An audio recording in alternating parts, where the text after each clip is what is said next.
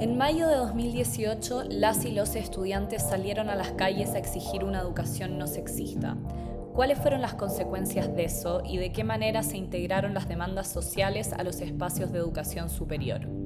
Soy Emiliana Pariente y estás escuchando Disonancias, un podcast que indaga en el cruce entre comunidad universitaria e irrupción feminista.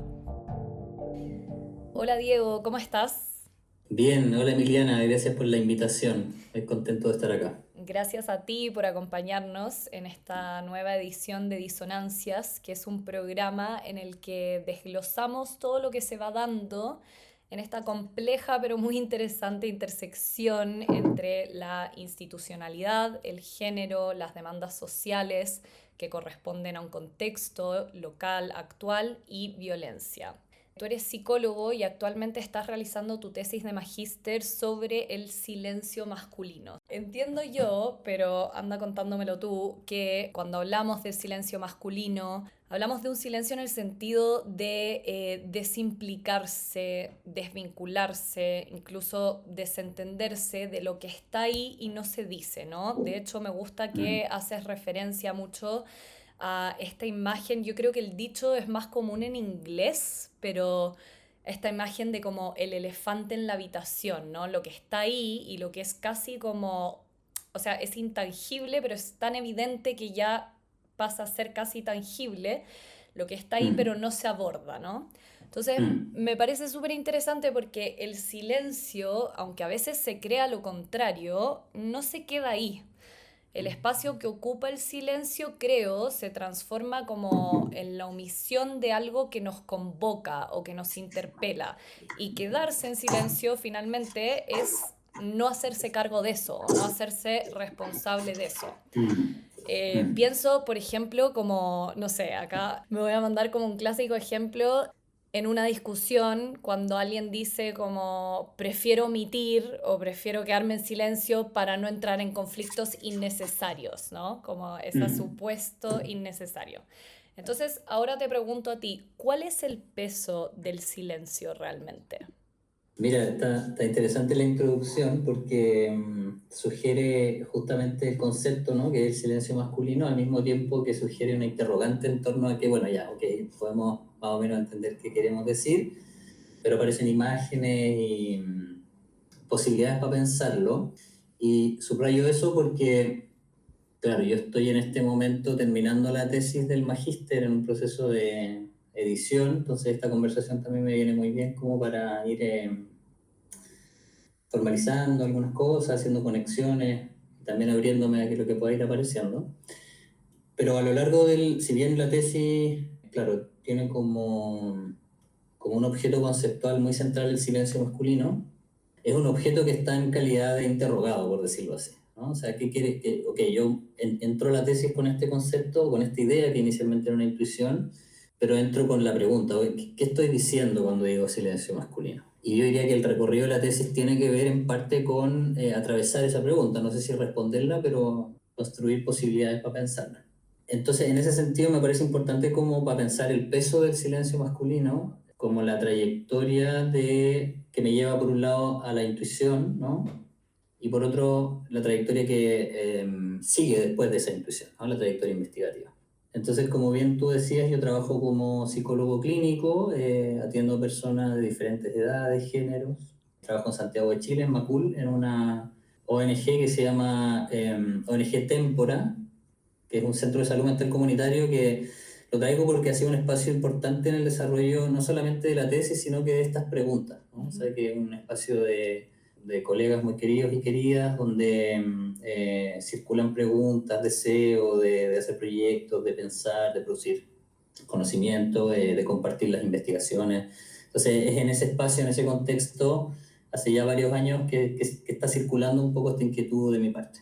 Y entonces, un poco en ese contexto, en el trabajo clínico, pero también por cuestiones biográficas, yo crecí en un entorno con muchos varones, cuestiones literarias, cinematográficas, o sea, distintas referencias, digamos, aparece un encuentro, como una, yo me voy encontrando con una cierta regularidad que me llama la atención, que es un silencio, no como necesariamente ausencia de palabras o ausencia de ruido, sino como una omisión de la posición, o más bien una omisión, claro, de la posición en la que uno está implicado en una situación determinada. Eso es lo que yo voy conceptualizando también a lo largo de la tesis como silencio como desimplicación, que es un poco una aclaración, ¿no? O sea, yo partí hablando de que silencio masculino era interrogante, o sea, ¿qué estoy diciendo cuando digo esto?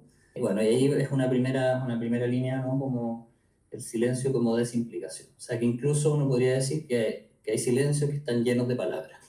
Claro, ese es como un punto de partida, ¿no? Y eso yo tenía en el trabajo clínico, si bien obviamente uno no puede hacer generalizaciones a partir de ese tipo de experiencias, pero son como materiales que me van sirviendo a mí para nutrir esta intuición y pregunta, ¿no? Aparecen muchas como en varones, particularmente, por lo menos en mi experiencia, enunciaciones en nombre de lo universal, o en tercera persona, o en segunda persona, o un cierto apego a la obviedad, como, bueno, pero ¿por qué tú estás ahí? Bueno, porque obvio, ¿y por qué fuiste? Porque obvio, porque... Y obvio es una palabra interesante porque es justamente obviar, ¿no? O sea, como hay algo que no está ahí. ¿Por qué fuiste? Bueno, ahí hay una omisión. Como un apego a lo obvio, ¿no? Al curso de lo obvio, o muchas otras, o sea, otras veces como también decisiones o movimientos fundamentados, asociados como a una cierta lógica racional, ¿no? Ujú. Justamente mi interés tenía que ver con, o tiene todavía que ver con, poder mirar esto en un sentido no identitario, es decir, no masculinidades silentes o varones que no hablan y tal, que igual dentro de eso hay investigación, sino como poder pensar justamente qué implica eso para las tramas relacionales en las que estos sujetos se inscriben o nos inscribimos. Ese es como un punto que de hecho tuve que como en el inicio de la tesis como afirmarlo, encontrar como la manera de construir la pregunta en esa dirección.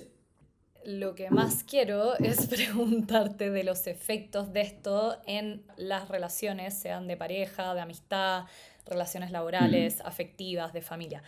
Pero quiero antes un poquito poder desglosar como muy puntualmente, como tú decías, no es cualquier silencio, ¿no? Es un silencio en la medida que el que lo está ejerciendo se está desvinculando de lo que está ahí, o como decíamos antes, no se mm, está haciendo cargo. Y eso es muy común, o sea, está súper bueno dejarlo claro, aunque lo sabemos, no es algo identitario, no es algo esencial, pero sí es muy común en la experiencia tradicionalmente masculina, ¿cierto? Como una práctica común en la construcción mm, de lo masculino como lo conocemos hasta ahora. ¿Por qué? ¿Por qué se da ese silencio? Y también mm. por qué, ahora se me acaba de ocurrir, también por qué cala tan profundo, incluso a tal punto de que muchas veces se traspasa de generación en generación, ¿no?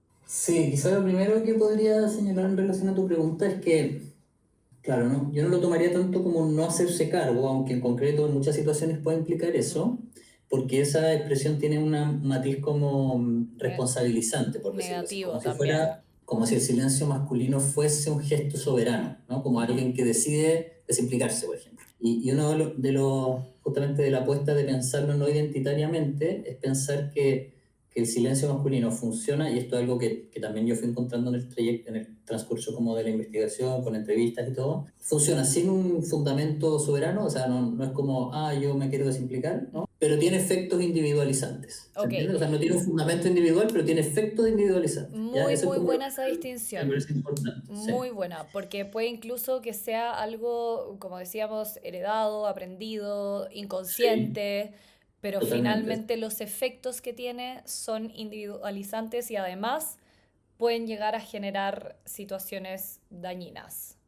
Por supuesto, y de hecho, por ejemplo, en relación a los efectos, son individualizantes no solamente para varones, ¿no? Por eso que ese es el punto de pensarlo relacionalmente, o sea, que va fijando diversas posiciones. Entonces, ahí hay algo que quizás puede funcionar para tomar tu pregunta respecto del peso y también de los...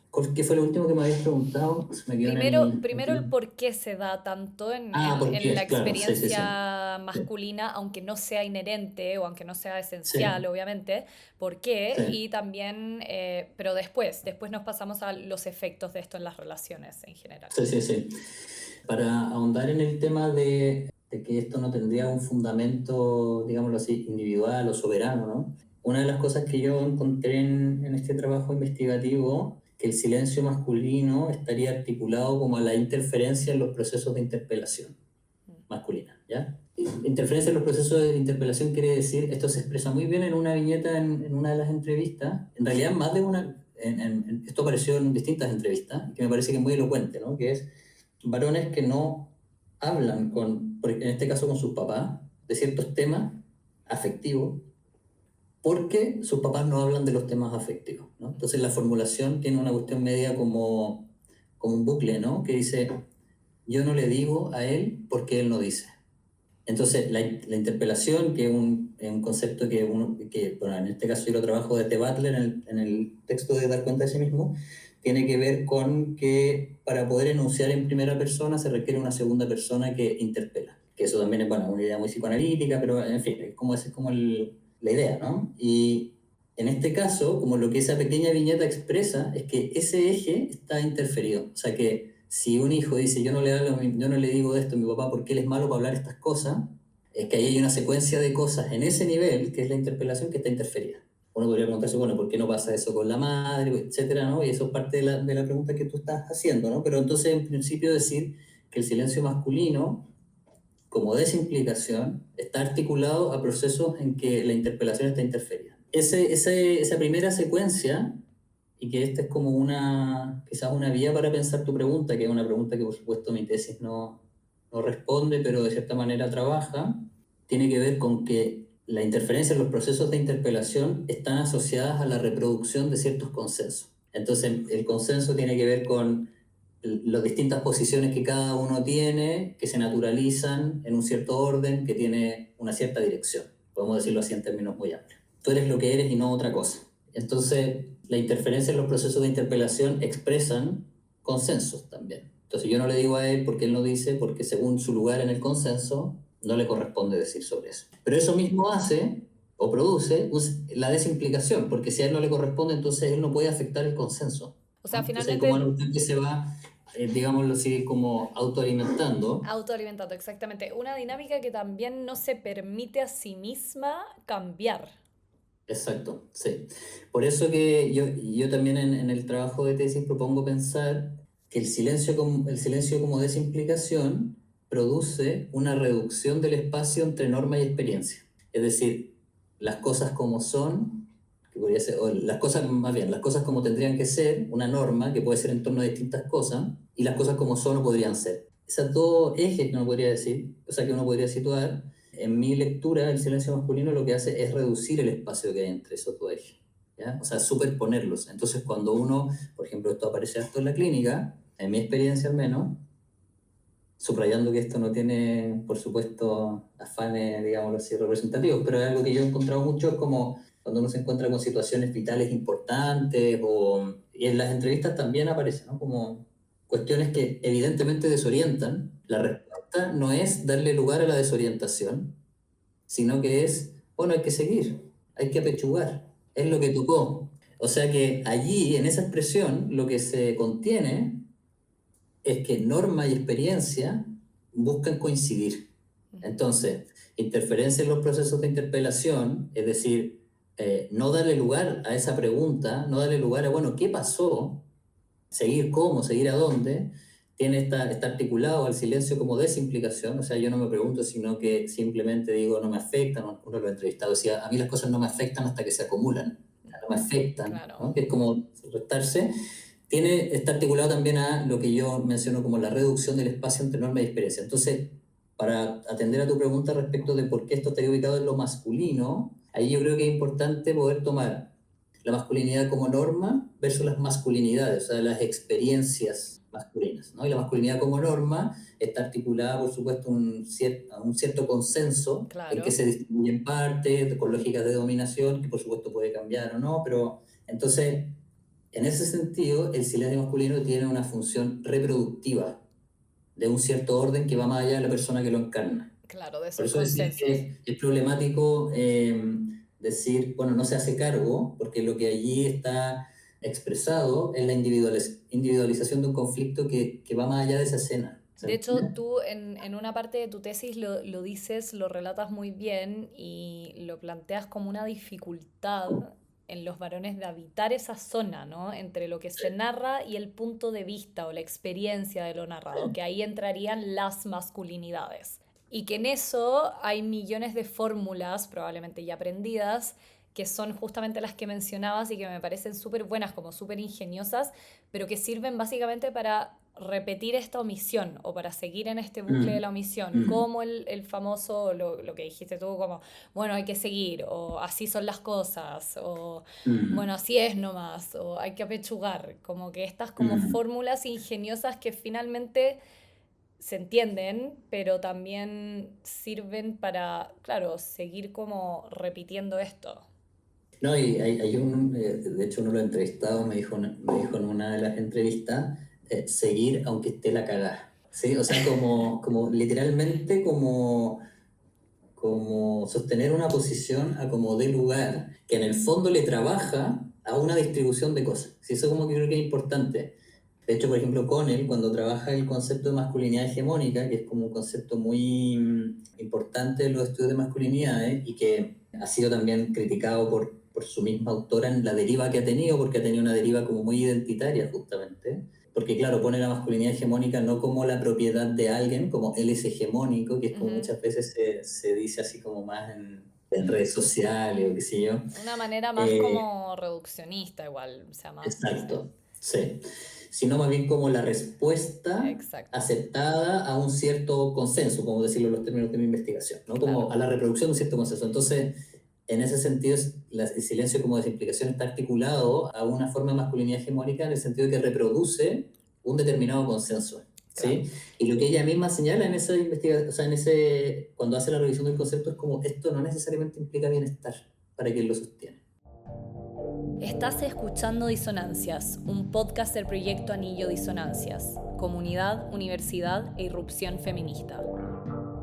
Y en ese sentido, entonces te quiero preguntar justamente cuáles son los efectos de esto en las relaciones de pareja, de amistad, las relaciones afectivas. Y acá entra justamente lo que decíamos antes, que me parece muy interesante, que no necesariamente es dañino de manera consciente, pero puede terminar siéndolo.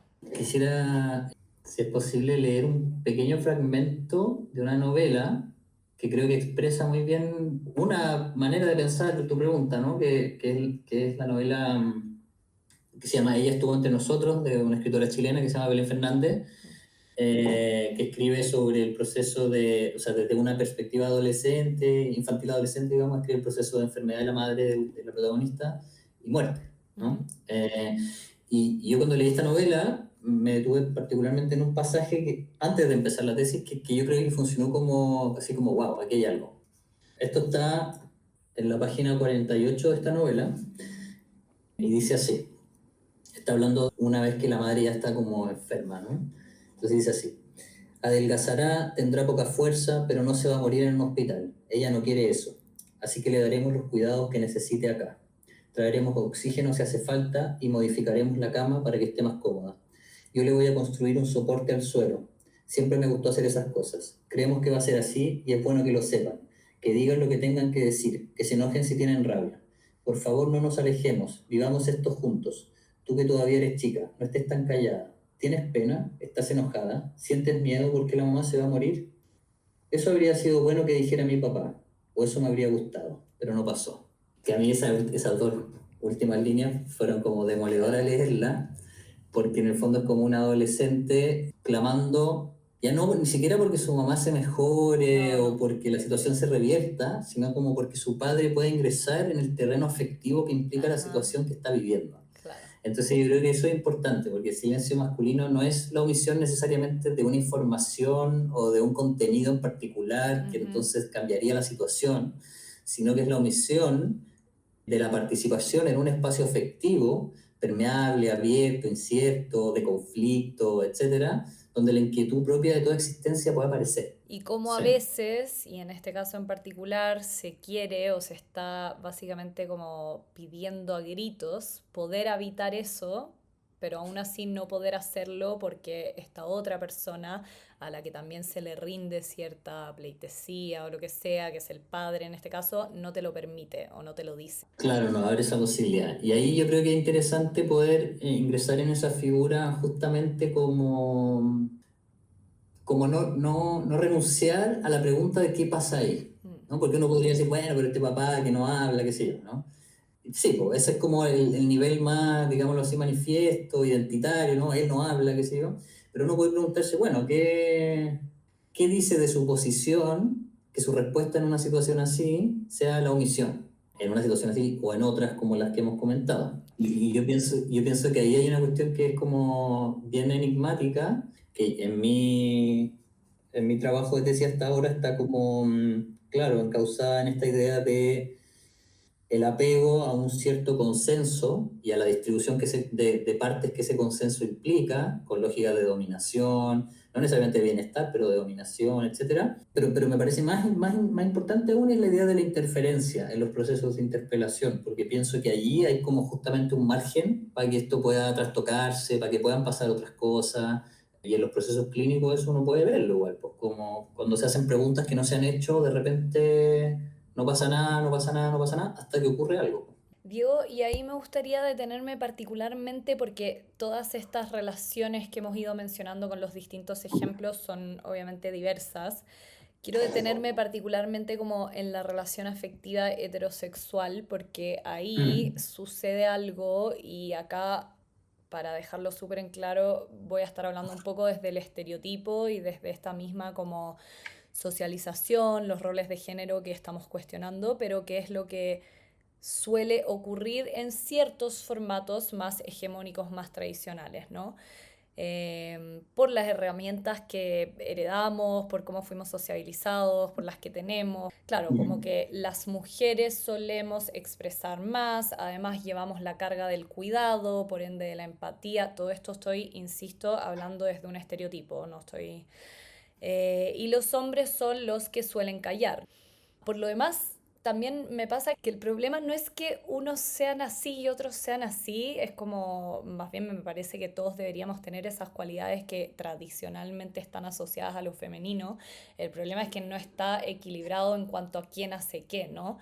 Pero en definitiva, esta dinámica que podríamos describir como una muy tradicional, muy estereotipada, del uno que expresa y el otro que calla, genera mucha frustración y mucha Mm. desesperación en estas relaciones. Mm. Insisto, acá estamos hablando de relaciones afectivas heterosexuales, ¿no?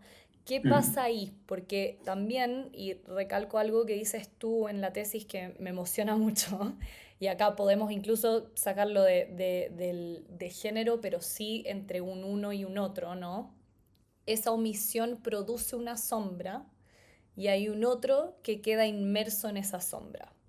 Sí, es un tema que el que también para mí fue importante como abordar en la tesis, como que me pareció muy naturalmente vinculado, ¿no? Que es los efectos de estas dinámicas en términos de las formas generalizadas del padecimiento, ¿ya? Es decir, cómo padecemos normativamente según el género. Y allí hay mucho material dentro de las entrevistas que creo que es interesante. De hecho, uno de los entrevistados en particular lo dice de una manera muy elocuente, ¿no? Dice, respecto de los hombres en su familia, lo dice así, ellos son malos para hablar, no hablan de cosas emocionales.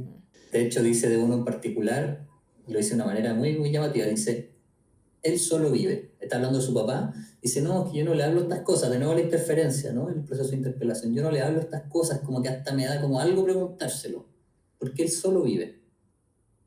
Igual esto es importante, una nota al pie, antes que se me escape, que hay un tema de la investigación que aparece transversalmente en las entrevistas que tiene que ver con preguntarme en qué medida el apego a la reproducción está vinculado a una posición de clase, ¿ya? O sea, personas Sí. que han tenido muchas dificultades económicas y que por lo tanto no han tenido el margen para hacerse preguntas del tipo quiero o no quiero esto, sino que han tenido que trabajar en lo que han podido trabajar, todo lo que han podido trabajar para estar mejor. Ahora lo que es llamativo y que no cierra esa pregunta es que el apego a la reproducción del consenso no está acotado a situaciones laborales, aunque aparece fuertemente en situaciones laborales, sino que desborda, ¿no? O sea, que aparece también justamente en temas, por ejemplo, afectivos. lo que invita a pensar que justamente el consenso no permite leerse en sus partes de manera aislada, sino en una trama inseparable. ¿Ya? Eso como cierra nota el pie. Entonces él dice, mi papá solo vive, ¿no? O sea, lo comen, como que ni siquiera podía preguntarle, como si hubiera una vida que está totalmente acotada a lo dado. Y respecto de las mujeres en su familia, en su familia, una familia en la que hay como que están explícitamente muy marcados como las posiciones de género, ¿no? Dice, ellas como que tienen más holgura para sufrir. Y es una expresión que me Claro. parece como impresionante, como en su elocuencia, ¿no? Porque la holgura es como el espacio, es como la posibilidad de que eso pase, pero al mismo tiempo es el espacio que pueden habitar. Entonces, La se tolerancia vuelve, también, es como mayor tolerancia.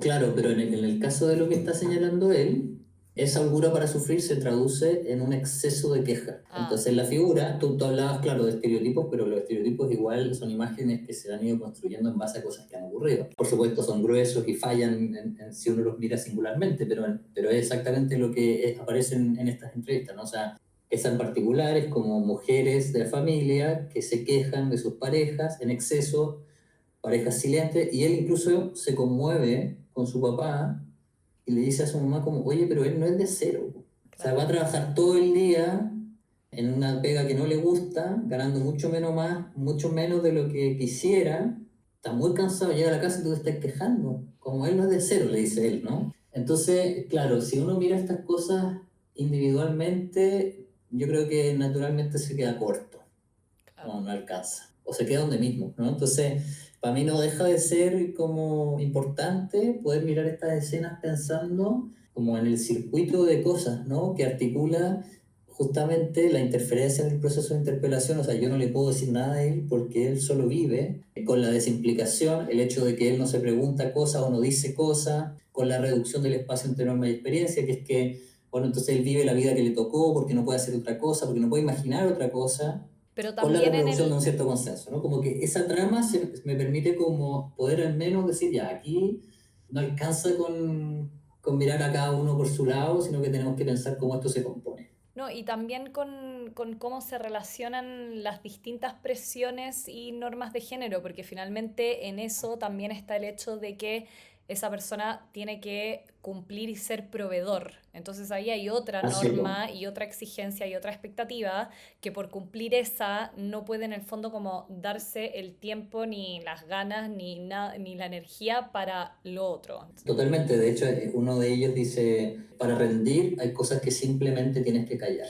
Lo dice así literal, ¿cachai? Exacto. Como que huele fuerte, ¿no? Entonces, claro, el exceso de sufrimiento, más que de sufrimiento, yo diría de visibilidad del sufrimiento, que es el sufrimiento en la escena, es el reverso de la ausencia de sufrimiento, digamos, en el marco heterosexual de la contraparte. Diego, y ahora para ir cerrando, quiero también hablar de otro tipo de silencio, o en realidad no sé si es otro tipo de silencio, me imagino que es parte de lo mismo. O sea, hasta ahora estamos hablando de este silencio más como un recurso para lidiar con la propia emocionalidad, pero está también un silencio cómplice, que es el silencio también tradicionalmente asociado a los hombres, de callar y permitir que pasen cosas, ¿no? Acá entrando Mm, más en esta cosa como de la omisión por la presión de pertenecer, de querer pertenecer a mm, este grupo, ¿no?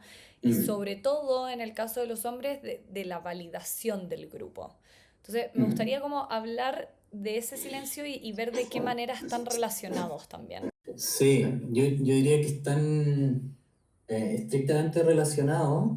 De hecho, uno podría pensar que el silencio como desimplicación, en los términos que yo lo estoy pensando, es justamente un silencio cómplice, pero cómplice no en el sentido de alguien que decide así racional y conscientemente hacerse cómplice de algo, sino que entra en complicidad con un circuito de cosas que yo he conceptualizado como consenso, ¿ya? Pero entiendo que tú me estás preguntando como la complicidad más entendida con situaciones de violencia o cosas Claro, en así. situaciones de violencia y en situaciones de, sobre todo como, a ver, no me gustaría como reducir ni trivializar en este caso, pero creo que hay violencias de género que ocurren en la medida que hay un grupo al que rendirle o cumplirle algo. No quiero por Claro. ningún motivo justificar esa violencia porque había un grupo que te lo estaba pidiendo o que lo estaba Mm, fomentando o potenciando, por supuesto que no. Pero creo que en muchos casos, especialmente hablando de infancias y adolescencias, ocurre así, por una mm. presión de como pertenecer al grupo. Sí, o sea, pienso que me hace pensar un poco en la conversación que tuvieron con Salvador en el capítulo del podcast también Sí, que pude escuchar. Pienso que las situaciones de violencia exigen, en términos normativos, o en términos del consenso, por decirlo así, exigen una cierta complicidad y ahí está en cómo se responde a eso, ¿no? O sea, ¿qué se hace? O sea, la implicación o la desimplicación puede implicar la complicidad, o sea, yo estuve ahí, no hice nada, seguí, qué sé yo, o la afectación y la actuación a partir de la afectación, entendiendo esto último no como algo determinado de antemano, ¿no? Puede ser distintas maneras de actuar, no hay una manera de actuar. Entonces, yo diría que el silencio como desimplicación sería como un paraguas más grande, más amplio, que permite leer también situaciones como la complicidad del silencio en torno a situaciones de violencia de género o distintos tipos de violencia. Que en el fondo, si uno lo piensa, en ambos casos, o sea, en los casos que,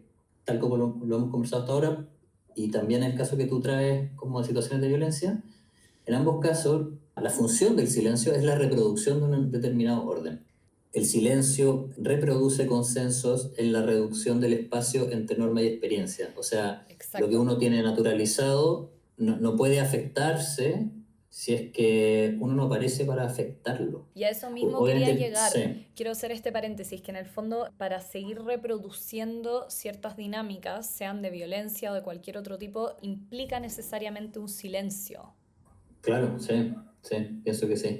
Y allí yo creo que es muy importante pensar esta cuestión no individualmente, po. O sea que necesitamos dispositivos de palabra, necesitamos interpelar, necesitamos hacer las preguntas que no se hacen, necesitamos desindividualizar estas problemáticas, no porque no tengan efectos individuales, sino porque si nos quedamos en ese nivel, es muy evidente que vamos a dar vuelta en el mismo bucle en el que funciona el silencio masculino, que reduce normas de experiencia. Acabas de escuchar Disonancias, un podcast que revisa de qué manera se implementan las demandas feministas en los espacios universitarios. Búscanos en Spotify y síguenos en nuestras redes para conocer más de nuestro proyecto.